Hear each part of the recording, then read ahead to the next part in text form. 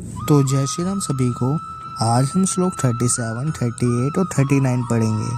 श्लोक 37 कुछ इस प्रकार है।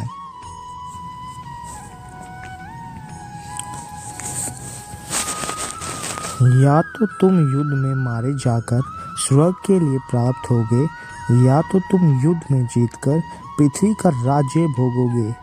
इस कारण है अर्जुन, तुम युद्ध के लिए निश्चय करके खड़े हो जाओ। दोस्तों, आज की दुनिया में इसी बात को सोच के देखिए। पूरे जी जान से खेलने पर आप हार जीत की चिंता नहीं करते, क्योंकि आप अपना सब कुछ झोंक चुके होते हैं।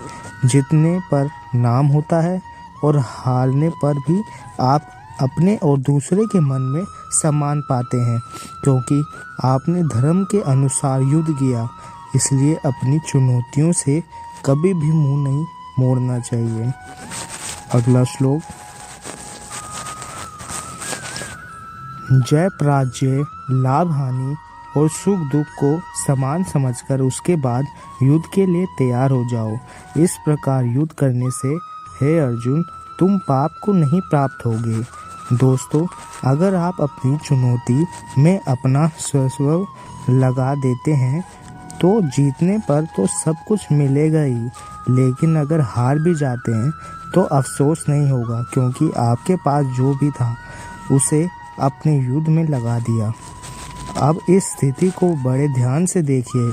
युद्ध में अपना सब कुछ लगा देने पर हार जीत का अंतर कम हो जाता है, और यही तो श्री कृष्ण भी कह रहे हैं कि सुख और दुख को एक जैसा समझे और बस अपने कर्म में लग जाएं।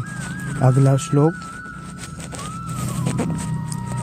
हे पार्थ, ये बुद्धि तुम्हारे लिए ज्ञान योग के विषय के लिए कही गई है, और अब तुम इसको कर्मयोग के विषय में सुनो। दोस्तों, अब श्री कृष्ण कर्मयोग के बारे में बता रहे हैं, जिससे कर्मों के बंधन को तोड़ा जा सके, नष्ट किया जा सके। ज्ञान सोचने और समझने की बात है, और कर्म व्यवहारिक की दोनों तरीके अपने गति में तक पहुंचने के लिए है।